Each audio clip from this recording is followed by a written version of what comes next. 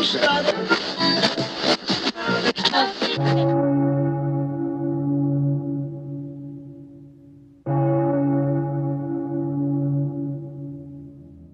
Welcome to your station 1999K Radio, Worth That Speak. Good evening, Networkers, YouTube explorers, and rated listeners. Welcome back to 1999K Radio. My name is Sebastian, and tonight I'll be your host. Thank you for being here on a new broadcast of this, your midnight program. Today, we have a good show for you guys. This evening, January 15, 2024, we begin transmission. Tell me, how was your week? This week, I was able to watch the movie Pumpkinhead, released in 1988. I love this movie, even though many people hate it because the editing is terrible, and yes, it is terrible, but I love it because of the concept and the monster. Additionally, Lance Henriksen is in it, and I adore him as an actor. For those who haven't seen this movie, it's a revenge film. A father loses his young son in an accident and sells his soul to the devil. The demon of vengeance, called Pumpkinhead, is summoned to seek revenge. I also watched The Hitcher from 1986. This movie is very good. It's based on a book by Stephen King, and it truly makes you stressed while watching it. It's about a guy who makes the terrible mistake of giving a ride to a stranger on the highway. Rutger Hauer is on this movie, and many know him for his role in Blade Runner. I genuinely recommend you guys both films. If you have nothing to do during the weekend, you can give them a look.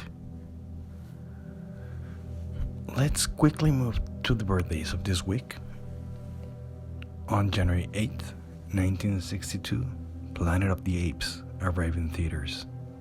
A science fiction masterpiece with a legendary twist, starring Charlton Heston. This movie, as you guys know, it's really a gem. In 1993, the film Leprechaun also premiered, initiating a franchise with 8 movies and a potential reboot. This movie turned the image of leprechauns from friendly creatures to carriers of a terror that many had not anticipated. On January 10th, we celebrate the premiere of Metropolis, a German dystopian film from 1927. It's a masterpiece. If you can, watch it, but only if you have the patience to watch a black and white silent movie. I think you guys are gonna really love it. On January 12th, we celebrate the birthday of a musician and director, Rob Zombie. Happy 59th birthday, Rob Zombie. As you many guys know, his songs are highly inspired by horror themes, and he has brought us cinematic gems like House of a Thousand Corpses, The Devil Rejects, and though not loved by everyone, I quite enjoyed his remake of Halloween, but only the first part. On January 13, 2002, in theaters, a movie showed us how effective it is to cast a comedian in a serious role in a horror film. 1 Hour Photo. This film stars Robin Williams, who portrays Seymour Cy Parrish, a photo lab technician who becomes obsessed with a family's life through their photographs. Okay, why don't we move to the main theme of this episode? Knock on wood. Knock on wood. How many times have you seen someone do that to prevent something from happening? How many times have you kept quiet about your plans and projects to prevent them from failing? The voice has always been an element that is used in prayers, rituals, and enchantments. Abracadabra.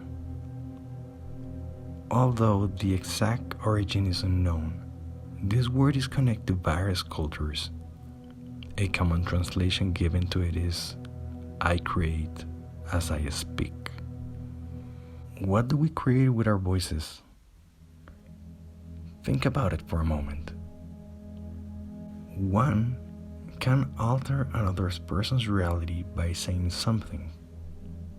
You literally can create something in the person's reality. Let me put it in another way. You cannot fear a vampire if no one tells you what they are. You cannot fear a demon that you don't know. The voice is an instrument of creation. It is a tool that can be used to create, invoke, call, and capture. In Greek mythology, the sirens, through their songs, will hypnotize sailors and make them crush their ships only to devour them afterward. In Mexico, La Llorona sends shivers down the spine of even the bravest men and can drive them to madness with her wails. In Irish mythology, the banshees foretold the death of a family member with their screams and cries. In the Genesis, it can be read, in the beginning, God created the heavens and the earth was without form and void, and darkness was over the face of the depth, and the Spirit of God was hovering over the face of the waters. And God said, Let there be light, and there was light. Apparently, the voice can be a carrier of certain force and magic, a certain power. Urban legends can become reality, as in the case of razor blades in apples in the United States. A terrible incident where a family member gave candies with harmful objects to thrill them just to harm them. Mandela effects and modifications of reality with things that they are said. If something is said enough times, it can become a reality.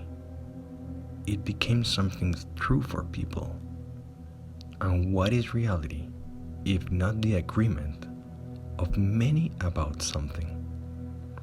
To this day, the Necronomicon is sought after by people interested in the occult, as the legend was created that it was real, when it was an invention by H.P. Lovecraft. How many times have people ended up on the stake because of things said by someone else? One speaks a prayer to invoke God. In tribes, chants are uttered to ward off evil spirits. In witchcraft gatherings, enchantments are recited to cast a spell on someone. Magical words are spoken to invoke demons or the elements. Buddhist mantras are repeated over and over to enter a trance or gain access to a certain part of the universe.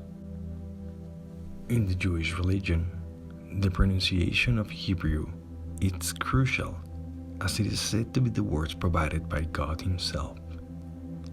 It seems we carry the power to create while we speak.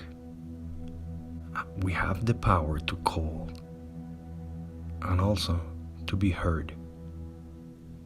Some even claim that just by saying the name of a demon out loud, you can summon it. Although the exact 7 names of God are not known for certain, it is said that by reciting them all, no demon can refuse your requests. We modify reality. We connect worlds. We can subdue demons, all with the right words. But well, that's how we conclude this week's episode. Before I go, I'd like to start something with you all. Being a big fan of horror and mysterious things, I want to invite artists who draw or create content related to horror to leave their Instagram in the comments.